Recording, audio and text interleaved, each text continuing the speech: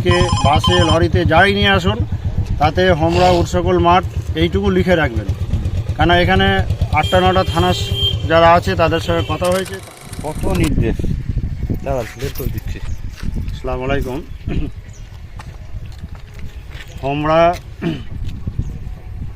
আজানগাছি রহমতুল্লাহ আলাইয়ের যে চতুর্থ খলিফা সফি মাস্টার সাহেব দামাদ বরকত সাহেব, ওনার জন্মস্থান হোমরা জীবনতলা থানা, দক্ষিণ 24 পরগনা। আগামীকাল রবিবার 25শে জানুয়ারি সকাল 9টা থেকে আসর পর্যন্ত এই মজলিসটা ইনশাল্লাহ চলবে। যারা যেখান থেকে আসতে চান, হাওড়া, হুগলি, মেদিনীপুর, যারা সেকেন্ড হুগলি ব্রিজ হয়ে ঢোকেন, এইবারে সেকেন্ড হুগলি ব্রিজ আগামীকাল 25শে জানুয়ারি ভোর 5টা থেকে রাত্রি 9টা পর্যন্ত পুরোপুরি বন্ধ থাকবে।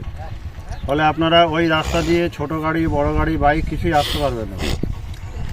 আপনারা বালি ব্রিজ হয়ে যদি আপনারা ঢোকেন, বালি ব্রিজ থেকে শ্যামবাজার হয়ে আপনারা শিয়ালদা সায়েন্স সিটি ধরতে পারেন, বা বালি ব্রিজ থেকে ডাইরেক্টও রাস্তা আছে। আপনারা হোমরা উৎসকল মাঠ এই লোকেশন মারলে আপনাদেরকে বালি ব্রিজ থেকে লোকেশন ওরাও দেখিয়ে দেবে ইনশাল্লাহ। ক্লিয়ার হয়ে যাবে।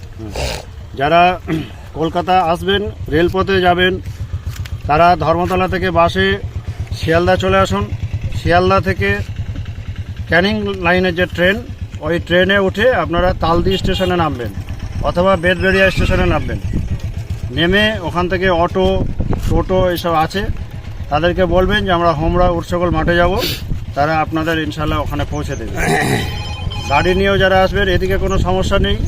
তবে প্রত্যেককে অনুরোধ করা হচ্ছে, আপনারা যেন গাড়িতে, বাইকে, বাসে, লরিতে যাই নিয়ে আসুন, তাতে হোমরা উৎসকল মাঠ এইটুকু লিখে রাখবেন।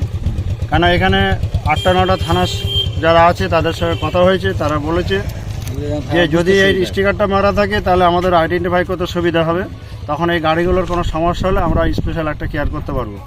সেই জন্য সকলের কাছেই অনুরোধ, আপনারা মেহরবানি করে স্টিকারটা লাগিয়ে নিয়ে আসবেন।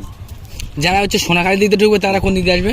যারা 24 পরগনা দিয়ে আসবে তারা তো সোনাখালী দিয়ে এই ক্যানিং হয়ে ঢুকবেন, তালদি স্টেশনে নামবেন, নেমে ওখান থেকে অটো বা টোটো ধরে উৎসকল মাঠে আসবেন।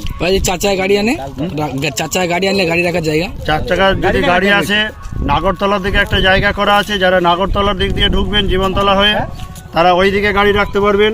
আর যারা তালতলা, মিলন বাজার এই দিয়ে আসবেন, এই দিক দিয়ে আসবেন, তারা এই ইট ভাটা আছে, হোমরা ইট ভাটা, এই ইট ভাটার কাছে বড় জায়গা আছে। এখানে বাস, লরি, আপনার ছোট গাড়ি, বাইক সব কিছুই রাখা যাবে। এখানে কয়েকশো গাড়ি একসঙ্গে থাকতে পারবে, কোনো সমস্যা নেই।